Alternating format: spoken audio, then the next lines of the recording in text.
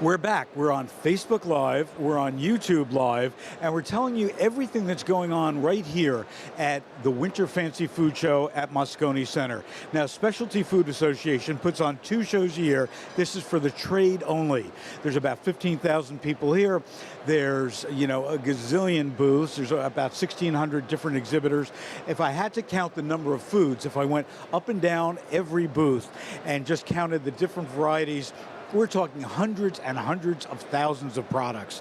And it's the place to be. It's where you're going to see what's coming up next. And talking about what's coming up next, I have Bruce Friedrich with me from the Good Food Institute. Welcome. Thank you very much. And I guess first up, tell us what's the Good Food Institute? So the Good Food Institute is a 501c3 nonprofit organization. And basically we're focused on creating the next generation of alternatives to the products of industrial animal agriculture. So we have scientists and entrepreneurs and lawyers and lobbyists and all of these people. So we're talking about plant-based, we're talking about insect-based? What are we talking about? Well, we look primarily at plant-based alternatives to meat, dairy, and eggs, and clean meat alternatives to meat, dairy, and eggs. So a clean meat is actually, it's like clean energy is energy that's better for the environment. Clean meat is real meat grown directly from cells, so it's better for the environment. It's also just cleaner. So I know that you were on a panel this morning talking about plant-based. Give me the 101. Where's plant-based going? I mean, walking up and down the aisles, I'm seeing a lot more plant-based everything. In reviewing products, we're seeing more. We're attuned with cellular agriculture.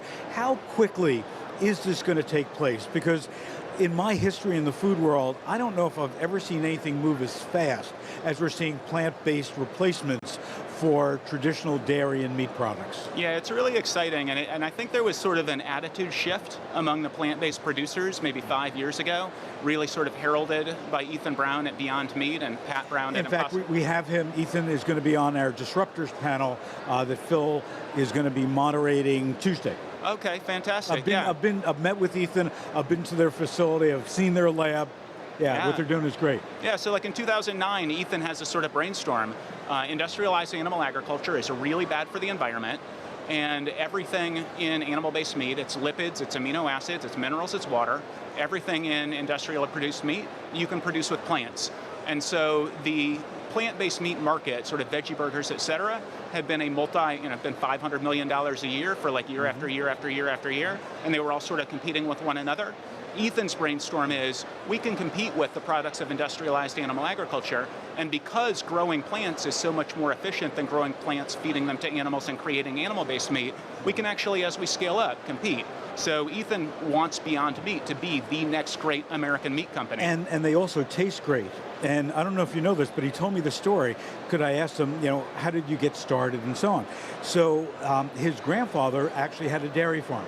So he grew up, with cows all around and stuff like that. His parents are both professors in environment.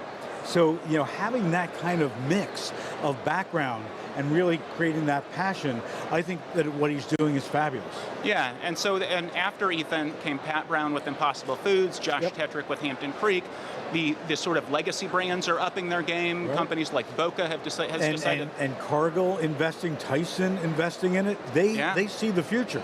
Yeah, I mean, Tyson forms the venture capital fund, and their very first investment is in Beyond Meat. Yep. So we have everybody from like Bill Gates and Richard Branson and people like that, and then we also have Tyson and Cargil and sort of the big food companies as well. And it's pretty interesting. Pinnacle bought Gardein like 3 or 4 years ago, and you look at the Pinnacle brands, and literally every single one of them, other than the Gardein plant-based meat, is like flatlining, and Gardein plant-based meat looks like this. Yep. And so at the Good Food Institute, basically we've got a team of professionals, and everything is focused on how do we accelerate this transformation as quickly as possible, as effectively as possible. So you're helping companies develop the products? So we're helping companies develop products.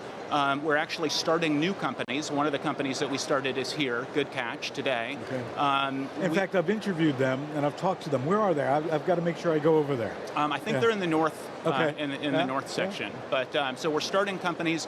We're doing scientific sort of laying the groundwork. So we're putting together technological readiness assessments that say for plant-based meat and clean meat, this is where we are. This is where we want to get. We want products that taste the same or better, and that are cost competitive.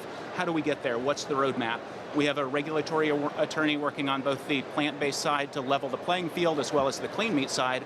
And what does it look like to introduce that stuff into the marketplace? We've got lobbyists saying to basically Congress, hey, plant-based meat and clean meat answer a lot of really big global problems. You should be funding this. And a whole bunch of different other things in between. So you have a new book out. Tell me a little bit about the book. Yeah, the book is called Clean Protein, and I co-authored it with the wellness author Kathy Freston. And it basically, there are an awful lot of myths about protein, as you know. So we walk people through all of the science. We did a deep dive into how much protein do you need, what is the healthiest form of protein, what are the products that are going to prevent disease, what are the products that are going to cause disease. And then we actually do have a chapter on plant-based meat. It tells Ethan's story, Pat's story, and we have a chapter on clean meat, and we have a whole bunch of recipes as well as sort of how-to. So yes, you're convinced. How do you sort of begin to eat more in this direction? Yeah. So, let's get back to regulatory for a second, with all your lobbyists and so on. And not to get political, but to get somewhat political. In the current environment, with what's going on at EPA, with what's going on at USDA, are you finding it a lot more difficult, with this administration than you would have in the past administration to have a vocal and effective ear? Well, at least with the Good Food Institute, we're doing things that are affirmative focused.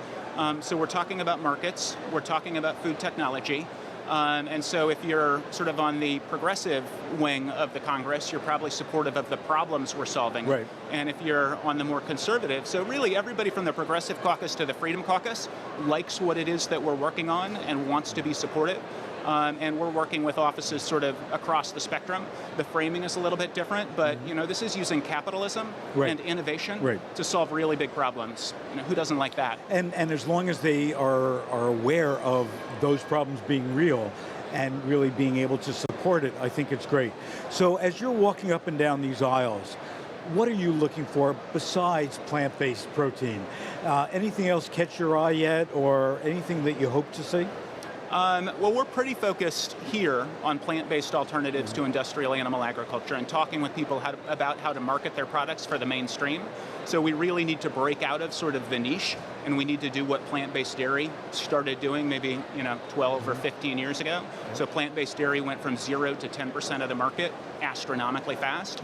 We need to do something similar with plant-based meat, and so we want to work with brands to not compete against one another, but to recognize that a rising tide lifts all boats, and to really set their eyes on not just competing for the consumer dollar of people who care about the environment or sustainability or animals, but to set their sights on the consumer dollar of the vast majority of people for whom really the factors that matter are price, taste, and convenience. How do you market to them, and how do you sort of bring your product from niche to mainstream? That's really our focus. Well, keep up the good work. Good Food Institute is remarkable in what you've accomplished, what you're going to accomplish, so keep it up. Thanks so much, Phil. You too. It's really just a pleasure to be here. Thank you. Thank you.